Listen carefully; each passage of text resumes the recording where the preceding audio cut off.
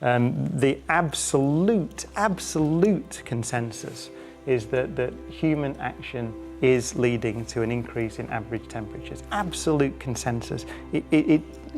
I know you may try to argue with that, but you can't. The evidence has become more and more overwhelming that we're having a very damaging effect on the climate system. And we know that organisms face environmental changes all the time. We know that they're dealing with the environment changing on a daily basis, on a weekly basis. The issue is how much climate change is going to take that beyond the bounds that they're used to experiencing. The thing that I'm especially concerned about is actually increasing incidence of weather extremes. Heat waves kill things, and weird heat waves in the middle of wintertime kill things really fast. And what climate change is doing is it's increasing the probability of extreme events. So that not only is the mean changing, and the mean is changing actually doesn't seem that much, a few degrees, but the probability of extreme 15-degree differences is becoming much more frequent. When the final numbers come in, scientists predict 2019 will be the second or third hottest year on record. It means the past 6 years were the warmest 6 since humans started keeping track.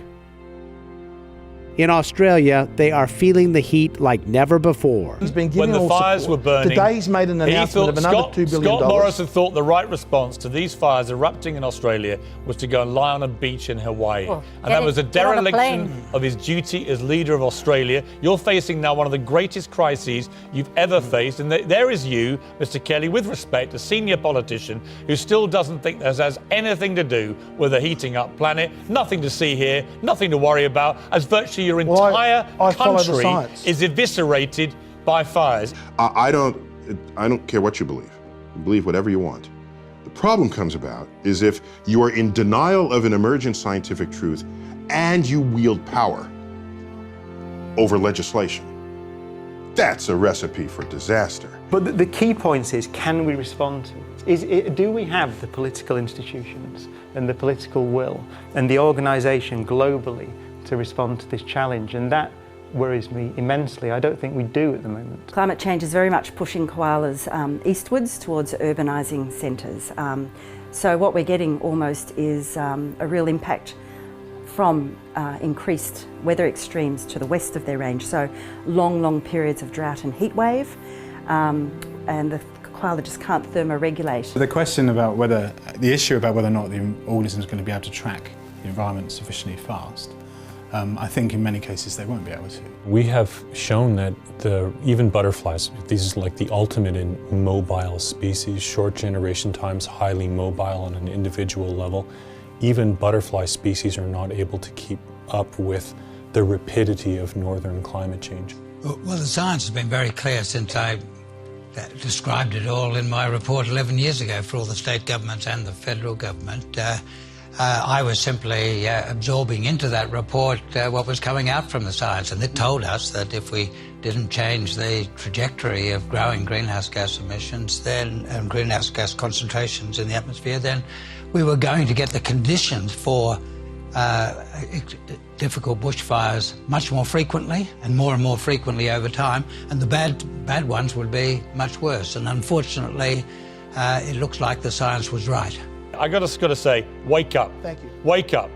Climate change and global warming are real, and Australia right now is showing the entire world just how devastating it is. And for senior politicians in Australia to still pretend there's no connection is absolutely disgraceful. As Laura Tobin might say, get your head out the sand. Once we understand that it's actually cheaper and has many economic advantages for us in moving quickly, rather than leaving it all to the last moment, then we'll push aside all sorts of arguments for going slower to protect some little interest or rather that's getting in the road of jobs and incomes and opportunity for Australians, as well as for dealing with the very big problem of climate change. So I think the most important thing is for us all to share that very strong commitment to zero net emissions before mid-century, and to understand that it's going to be very costly and miss out on a lot of opportunities if we leave prompt progress for too long. Climate change in the really short term is expensive, but not hugely so. And as the climate change gets bigger, as we look farther into the future, the price goes up, the damages go up. Very crudely, each degree of warming costs more than the previous degree. The first degree was almost in the noise of what we were used to. It's not very expensive, but we've used that one. And the second degree will cost a little more. It's moving outside of your experience, it's starting to stress things, and we've committed to that one very broadly. The third degree costs more than the second, and by the fourth and the fifth, now sea level rise is going to get huge. We have real problems with crops, which may be bumping up against biochemical limits, and the ability to feed ourselves gets a little bit worrisome. And so by the time you start running to the third, the fourth, the fifth degree, the costs, the damages, the dangers go way up. But we're arguing now about the third degree, because we've learned almost all of the first one, and we really have committed to the second one. There are consequences in terms of human life for this. There are consequences in terms of extinction rates for this. There are consequences in terms of ecosystem services. Every single day that goes by that we don't begin to address these problems, the problem gets worse, more expensive, more immediate, and in some parts of the world has a toll in terms of people dying. And for me, this is just like fundamental. We don't have time to muck about with this. This is not an ivory tower argument. This is one where the consequences are real. We have to really try and wake people up to realize that this is happening. It's very, very serious, but we can solve it. And we have to do so, not because it's going to cut the economy, but because it's the planet we live on and it's the people that we love that are going to be affected. After 21 years of debates and conferences, it is time to declare no more talk, no more excuses, no more 10-year studies, no more allowing the fossil fuel companies to manipulate and dictate the science and policies that affect our future. The world is now watching. You will either be lauded by future generations or vilified by them.